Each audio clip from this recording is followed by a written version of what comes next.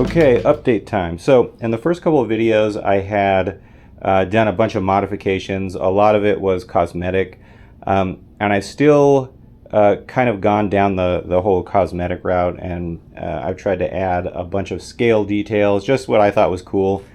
So I thought I would provide an in-depth update on how this is going, because it's been in a constant state of flux and I keep changing things. So, you know, some of the things that I had in the first couple of videos have changed, and then I've changed them again, and I keep doing that. So I thought I'd provide kind of an update overview of everything I've done so far before I change anything else, which I'm still working on a bunch of stuff for it. So pretty much there's three different components. There's the outer shell, the body.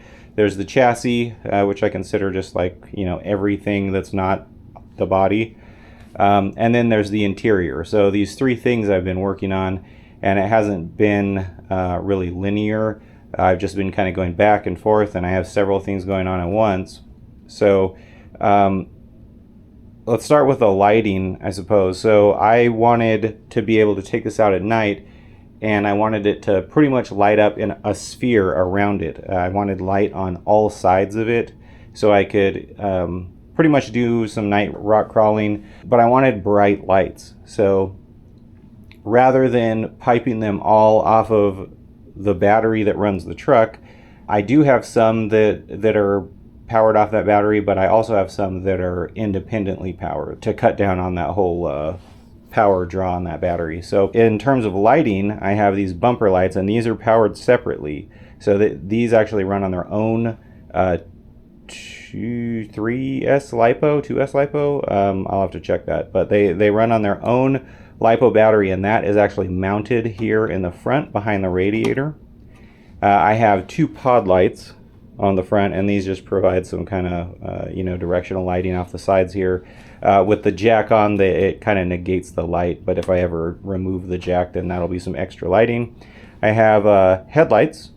I have this front light bar, and this, I was actually pretty disappointed with the brightness of this light bar. Not that great. It still is bright. It's the second brightest light I have on this vehicle, but I was hoping it would be brighter. In addition to this light bar, I have two other light bars. So I have one of these mounted on just this simple mount that I created. This is like a 2.5 inch light bar that provides intense light off the side of the vehicle, and I have one of these on each side. So that pretty much takes care of the front lighting and the side lighting. And then on the rear of the truck, I actually added these little light pods. And so I basically just bolted them down over the little window clasps here, and these provide light just straight down the back, and they're a little bit adjustable.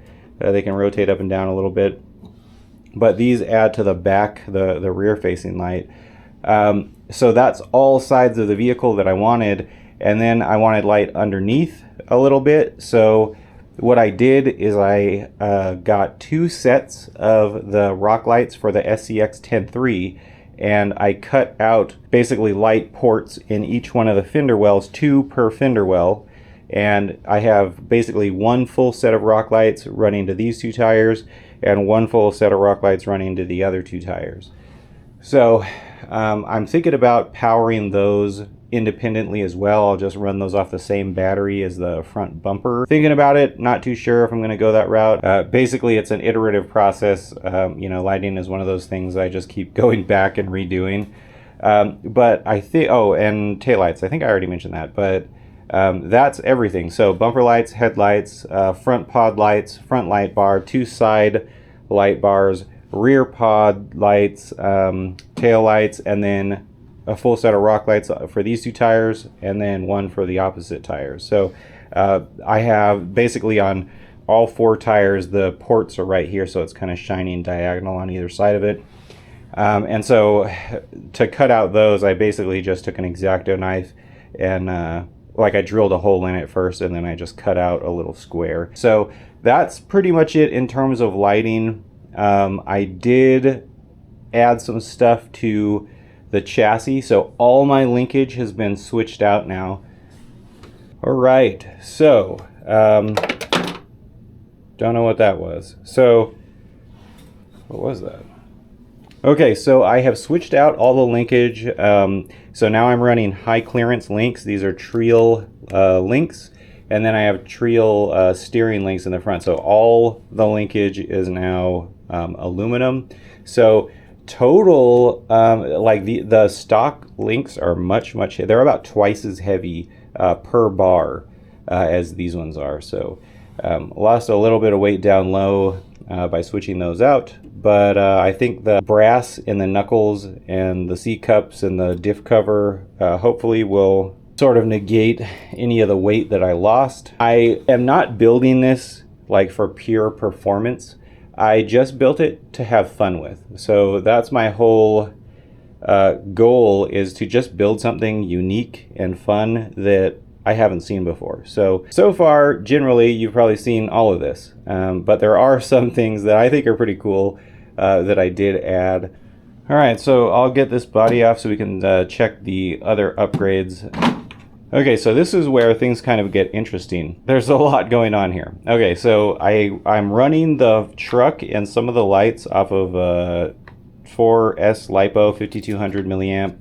I get about 45 minutes out of that battery. On the Servo side, I am running an identical battery, and then I switched out basically everything so I could use these XT60 plugs. These are the batteries I was talking about for these bumper lights. I created a little carrier in the front, and this carries 2 of these LiPo batteries. So I ran out of channels.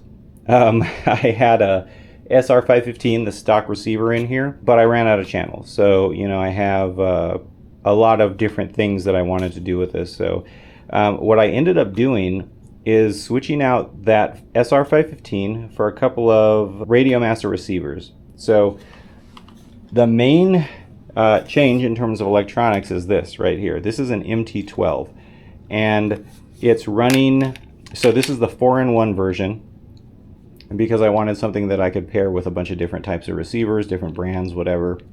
But I also picked up a Ranger Nano ExpressLRS module. And the cool thing about this is, with this module and this radio, this transmitter, I can bind more than one receiver to this at the same time.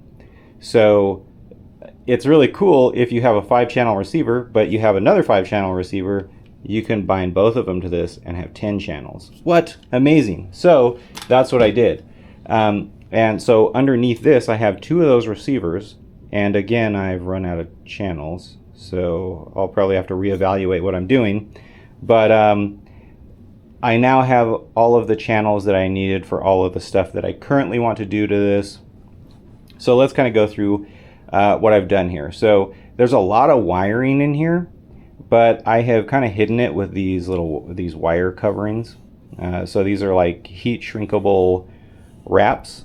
These are for the rock lights, both of these ones. So now to power these lights, that's where these 2 batteries come in. But I thought it was pretty cool. They have this little carrier, and then I just slide out this little band here to pop out the batteries, take them out and charge them or whatever. And this was before I had switched out the receivers. I had just ran out of channels. So I was looking for a way that I could turn on and off separate lights or functions or whatever I wanted without having an extra channel.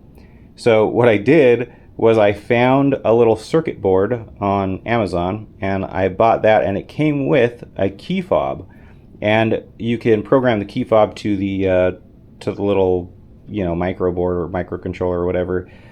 So I made myself a couple little cases, and I printed a housing for each one of those boards. And so that's what these are holding. So I labeled them A and B, and each one has its own like a key fob that will toggle whatever I plug into it on or off. And I can change it to like a momentary button or whatever, or a constant on. But that is how I am going to power these bumper lights for now. I just haven't gone back and reevaluated what I'm doing now that I have extra channels. But that gets me into where I keep those fobs. So all the extra components that I have, just like random stuff, I keep in these 2 containers. So these are onboard storage containers that I built and, well, printed, modeled and print to fit in here. So I have one on each side, and then this one carries my light controller and also the key fobs for my bumper lights. So, or whatever else I end up plugging into these. But they fit really well. They fit nicely. I just used some double-sided sticky tape and stuck them down to the top of an NSDRC RS2500 V2. So this that's a pretty major servo in there. So at first it didn't. The servo didn't. It didn't seem like it was as strong as I thought it would have been. But it's only because I was losing a lot of the power in the flexing of all the plastic parts. So each of the steering linkage, the shock towers, the whatever, it would flex a little bit on each part, and it all added up to it was just a bunch of lost power. So I have since actually switched out every steering component that was plastic for an aluminum piece. So after I did that, the steering is amazing. I actually had to turn down my endpoints. Under here I have 2 receivers now, so each one of them is a 5-channel receiver. And let me get to this other box. So this side, basically what I keep in here is like this battery meter, so I can check my batteries, body pins, and like a Y harness for these batteries so I can combine the capacity.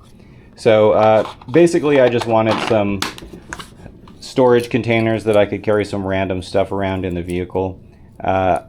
Since I'm not building it for performance, I don't really care about carrying random stuff in these containers. Altogether, I don't think it's really that much anyway, especially with all the brass and metal and these 2 batteries that, all that weight adds up in the front. So it actually climbs really well still. With all the scale details I put on the body, I just know if I roll this thing, it'll probably be pretty close to a real car wreck with pieces flying off and exploding and whatever. So I also have these basically like power stocks is what these are. So each set, each group does something a little bit different. So these ones are basically for cameras and servos. Cameras, I know, cool, right? So this one is for basically brighter lights, and then this one is for like dim lights I want to keep dim. That's pretty much everything I think with the body. I also switched out the rear bumper mount. I could not find, so I'm trying to color match all of these like braces and stuff, and I actually couldn't find a titanium front bumper that matched, so I'm waiting on that. But all the bracing and stuff will eventually be titanium in color because I think it looks really cool. I'm going to take out this interior so you can see what I've done to the interior. Let me show you what I've got going on. So just an FYI, this radio, it was like $130 for this radio, and it came with 1 receiver. But this thing is the most versatile transmitter I have ever come across in my life. So it's open source, and the community has built a bunch of cool things to go with it or to work with it. So what's cool about this is it includes a couple of potentiometers, these dials right here. It allows me to say map something I want to turn on the vehicle physically to those and kind of turn it, adjust it a little bit, maybe 5 degrees or 10 degrees or whatever, and keep it pointing in that direction. So those are really good for that. It has a ton of trims on it. And then it has something that's really cool is these modules. So this is like, you can pull this module out and switch it out for like a joystick or switch it out for a gyro or whatever.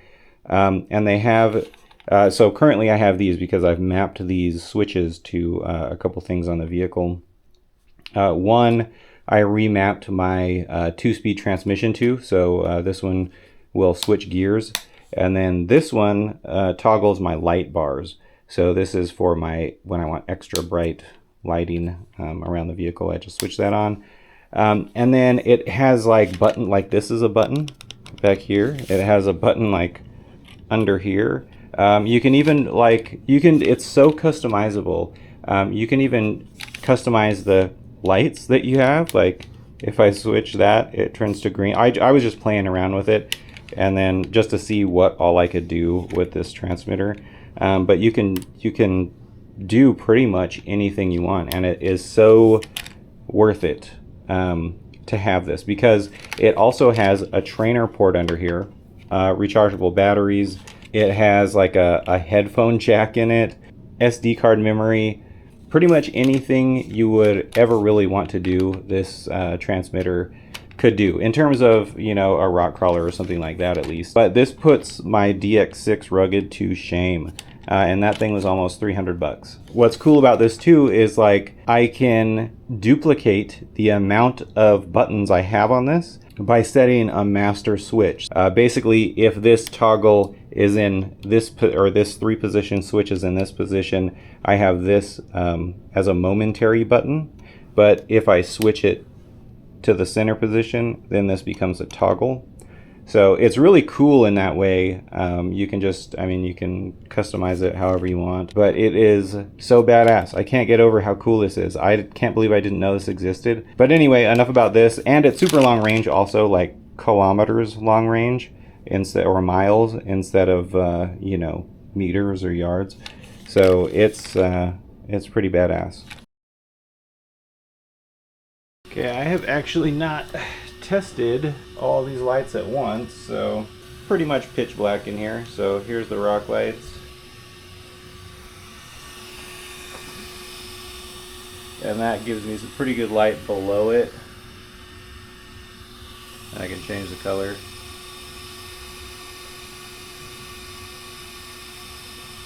I actually really like these SCX6 rock lights. Okay, so let's change them back to, I don't know, something like, I think that's as white as they go.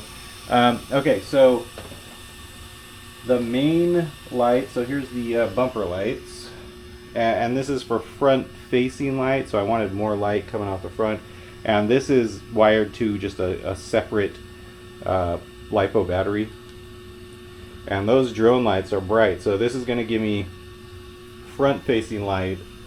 And that is, I mean, those are super bright. So all the lights on, so I got light bars on the top. Bang. So this thing will pretty much light up wherever it goes. It's got light underneath it and light pretty much all the way around it. I was thinking about putting these pod lights in the back onto a switch to make those brighter. Actually, yeah, I think I will, because I mean, there is light, but it's just not like super bright, I guess. So I might think about brightening those up, because these are on a low power switch right now. Lights are looking good. Okay, so in addition to all the lights, I also have a camera in a driver head in there, and I'll take that out so you can kind of check it out. But it is on a servo, so I can kind of look around and figure out, you know, pretty much for contextual awareness. I just have 2 monitors set up here. The second monitor is actually for a second camera, and I haven't figured out where exactly I'm going to put it, but we'll see. So let me get the interior out, and I'll show you kind of what I've done to that. So this is the interior. I just took it out so you can kind of get a closer look at that. The driver head, this was my test, just so I could see if it kind of blended in that camera a little bit, but it is on a servo, and that camera is basically just part of Bane's head. I have Bane in my tent scale, so thought I'd continue on the trend. I'll print a white one and then paint it, and then I wanted to paint the upper torso of the character, but I've added, you know, some little scale details here. We got some ducks on the dash. I think that one looks more like a penguin. It's supposed to be a fat baby duck, but whatever. And then I got some cool little accessories here. which I thought were cool. So I printed some stick shifts, cup holders, e-brake, and then this is actually a working center console that I printed out here. And then he's got a little phone carrier, phone mount, and then his phone actually says 1941, which I thought was kind of cool. So that's about as fine detail as my printer can print on that phone here. Let me, if I could focus in there. Yeah, not going to focus, but action cams aren't for close-ups, I guess. So I also have a little tiny Baymax here, and the head doubles as a button. So when I click Baymax, you'll see that this little thing comes on in here. That's an inclinometer, or it's basically an angle meter, and it measures the degree incline. So I figure that would be something useful that I could view through the camera, the first-person camera in Bane's head, so I could figure out if I'm about to tip over, at least sideways. So that works pretty good, I think. Hopefully, hopefully it'll work out. I think I got to glue Baymax down again, and then I have a little remote control, an RC Jeep in the back. It's not a real RC Jeep, but then I have a little transmitter. And something that's kind of cool is this headrest. So you might have noticed this headrest on this passenger side. I still got to add one behind Bane, but there's not really a lot of room back there. Oh, also something kind of cool is Bane's head is actually just on a magnet. So I can actually remove his head. It's just connected via magnet.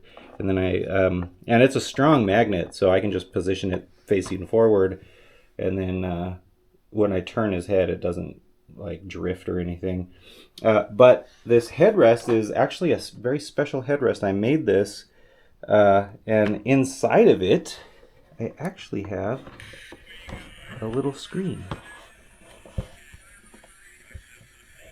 Dang, I can't focus on that. Anyway, that's a video of GTA 5. It's actually really clear in person, and then you could actually change channels here. If I could find a little button to, I don't know, like a fireplace. But that's kind of cool. So I was originally going to do the same thing for the dash console, but I really wanted the angle meter in there so I could, actually have some useful data if I wasn't next to the vehicle. So that's pretty much it as far as internal details. I've just been kind of adding things here and there, but I think it's turning out pretty cool. A lot of the scale details are just like random thoughts, or just, they hit me randomly. So coming along quite nicely. That I think is all I've got for now. I do have some plans for adding a second camera, if I can get it to work the way I want it to work. More to come on that, but if you have some ideas for scale details that would be kind of cool for something like this, I'm all ears. And there is another kind of cool scale interior detail that I'm adding, or I might add. It just depends because it's kind of heavy, and although I'm not building this for performance, I still think it's too heavy to put in here, even for just regular driving. I'm afraid it'll just detract from its climbing ability enough that I don't want to put it in there. Actually, I'll show you what that is. So after I installed the screen into the headrest, I thought, well, I probably need audio. So I was looking into audio, and I came across these mini 2-inch subwoofers. And these are actual subwoofers. Well, not technically, but they look like actual subwoofers. And they're basically small scale replicas of B2 Audio's B2 Rampage woofers. But this box is actually a working box. It has a functional port, and they didn't come with the box. I actually built the box, I modeled it, and then printed it. But let me show you the inside, because the top, this red and black plate is not what I'm going to put there. I just need to cut some plexiglass or some acrylic and put in place of that. I think I'll probably go with acrylic. But I wanted a see-through panel on it, so that's just basically temporary until I can get the actual panel on there. So let's take a look on the inside. Shazam! So those are, I mean, it even has the, you know, the magnet, the spider coil. I mean, the whole 9 yards. So what I plan on doing is trying to fit this in there. Now, I made this box functional. So this box is completely solid. These walls are not hollow. They're like actually filled in. So this thing weighs a ton. So I have a couple plans for this. So one, I wanted to see what sort of sound quality I could get out of these things. For being, you know, 2 inches, just to see how good these could be for a 2-inch woofer if I created a box that actually matched in volume for what a subwoofer with these specs should have, including a functional port. And the port is actually, it's like a T-shape. Basically, in the back, you can see it kind of exits out that direction. But I wanted to try a sealed box, and I wanted to try a ported box. If it's going in the vehicle, I will have some sort of clear panel, because I mean, it's cool to see it from this angle, but I think, you know, it would be even cooler if people were like, oh, those are actually not just a face. It has, you know, the rest of the subwoofer there too. So I don't know. This is something that I've just been kind of looking into. So I decided to just kind of, you know, tentatively create a box that matched volume, and then I mounted them to it. I do have to find a small amplifier small enough to fit in this thing. But these are only slightly too big scale-wise. I mean, you know, if you set them in the back, they're only a tiny bit too big, and they're actually, you know, pretty good size. As long as I could like sink them into the floor, I thought maybe like I could put them kind of at an angle like that and just cut out a square in there and then kind of sink them into the floor so they would be sitting at, you know, a realistic height instead of like jammed up against the ceiling. So that's another thing I'm just looking into. I may or may not add these. It really depends, because this box and subwoofers alone weighs 1,000 grams. So, you know, that's pretty heavy. Plus I'd need to add the amplifier and any additional wiring. And I also want to do a secondary camera. So I don't know. I don't know where I'll go from here. But, you know, this is kind of where I'm at. I have a little tiny TV in my headrest now I can watch music videos on. A camera in my driver's head, an angle meter in the dash, and I might have some additional things that I end up with, but we'll see. In the next video, I will be taking this thing out and driving it all over just to see how it is. I want to do a range test on the camera in Bane's head, because that is a very low range, low quality camera. So I want to check the range on that to see what I get, and then hopefully by that time I'll have the secondary camera in here, which is a longer range camera. So maybe we can do a range test for each one of those and compare them next time I'm out. So that's upcoming. As soon as I can find some time, hopefully this weekend I can take this out, because I really, you know, just want to get a cool video of just like basically from Bane's perspective, driving this thing around, and get some videos of it at night with all the lights on, because I think that would be cool. And I also want to see if those lights actually are bright enough that I can pretty much roll around in pitch black, the darkness, and get away with some crawling. So, well, that's all I've got for now. Onward and upward.